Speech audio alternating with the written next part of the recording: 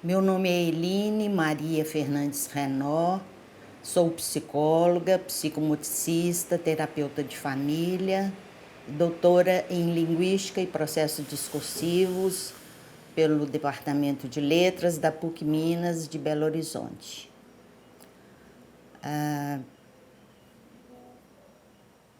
O tema da minha apresentação é a dimensão metalinguística do discurso da criança na clínica da família.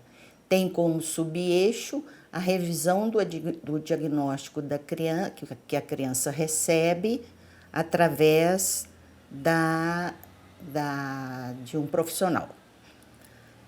O título do trabalho é A Narrativa Corporal da Criança, a dimensão metalinguística na clínica da família. Esse conceito de narrativa corporal diz respeito à capacidade de a criança contar a sua história com o corpo e, além de contar a sua história, ela conta a história dos oprimidos, daqueles a quem as promessas promessas políticas, sociais, não foram cumpridas.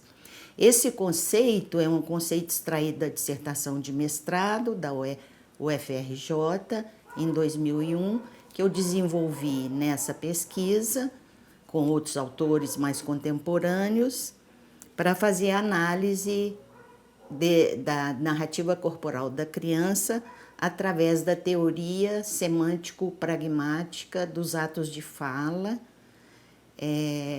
de autoria de Austin e depois recuperada por Searle. Um ato de fala é uma aproximação entre linguagem e ação.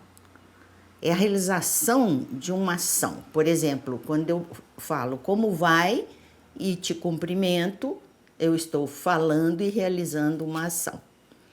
Então, enquanto se fala, se faz alguma coisa.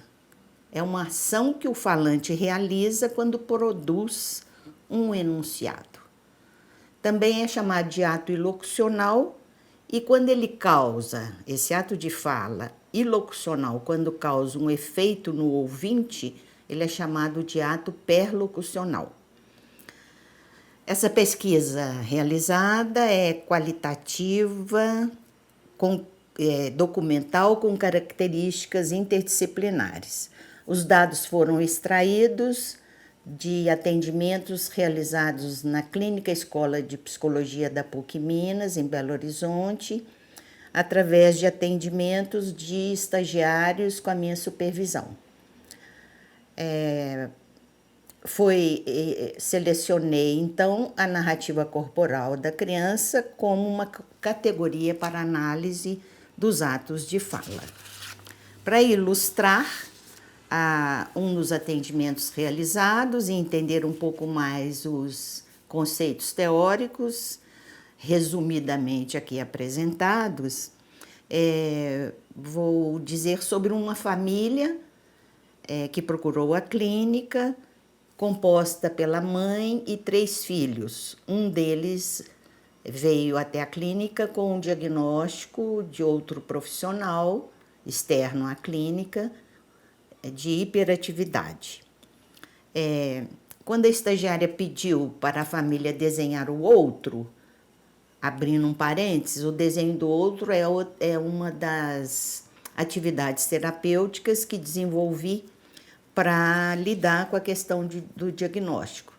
Apresentei o trabalho do desenho do outro e da narrativa corporal da criança em 2 congressos da Abratef, um em São Paulo e outro em Búzios, há mais tempo atrás. Então, quando a estagiária pede à família para desenhar o outro, a mãe não quis desenhar, cruzou os braços e foi indicando com o dedo qual dos filhos deveria desenhar um outro filho dela, cada um desenhando um outro. E a criança em questão, com o diagnóstico de hiperatividade, a criança desenhou uma escada, o que causou uma surpresa em todos ali reunidos, famílias e estagiária. Depois que a criança desenha a escada, ela diz: lembrei do meu pai chegando do trabalho para brincar com a gente. Houve outra surpresa e a gente considera, né, pelos pensamentos e observações e o estudo do caso, que a criança introduziu o pai na sessão, de quem não se havia até aquele momento, ninguém tinha feito referência a ele até aquele momento, e depois fomos saber que o pai havia falecido recentemente. Eu gostaria de apresentar umas tabelas para que vocês pudessem observar como é que é feita uma análise através da teoria dos atos de fala. Então, para podermos analisar o ato de fala, é preciso 5 elementos distintos pelo Searle. Um é o ponto, que é o que o falante pretende fazer, né? O ponto deve ser mostrado através de um modo, quer dizer, como será realizado o ponto. As condições proposicionais, que é o estado de coisas, a situação daquele momento.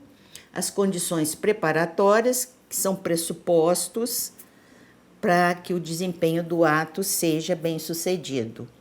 As condições de sinceridade, que é o estado psicológico que corresponde ao ato expresso, ao ato de fala expresso. Então, a primeira tabela são as condições para o acompanhamento de um diagnóstico. O ponto consideramos como declarativo e diretivo, ao influenciar através do diagnóstico na maneira de agir do ouvinte.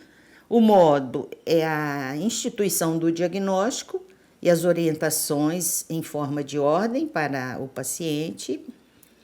As condições proposicionais são palavras e códigos profissionais que identificam o sintoma e o questionam. As condições preparatórias é a qualificação e habilidade do profissional para prover uma avaliação clínica. E as condições de sinceridade é a crença e capacidade de caráter ético na condução da orientação clínica. A segunda tabela se refere à análise direta das condições locucionais específicas para o ato locucional do sujeito narrador criança. Nós analisamos a frase: lembrei do meu pai chegando do trabalho para brincar com a gente. Identificamos como ponto o ponto assertivo, né? A criança faz uma asserção. O modo é a constatação de uma lembrança. Condições proposicionais, desejo de brincar com o pai. Condições preparatórias é a criança numa sessão clínica. Condições de sinceridade, autenticidade de expressão do seu desejo. Como análise indireta, em relação à frase da criança, o ponto é comissivo, o modo é um desejo ou lembrança, ou o ponto pode ser também diretivo e o modo um pedido, uma súplica. Como ato de fala comissivo, a gente entende que a criança se compromete em executar uma ação futura ao evocar o pai numa ação conjunta com os demais. E como diretivo, a criança procura levar os ouvintes a fazerem alguma coisa em relação à ausência do pai. A análise direta das condições locucionais específicas para o ato semiótico do sujeito narrador-criança, que tem a ver com o desenho da escada. Consideramos o ponto assertivo, o modo descrição, condições proposicionais, testemunho de uma ação do pai, condições preparatórias, criança numa sessão clínica, e condições de sinceridade, autenticidade e expressão do seu desejo.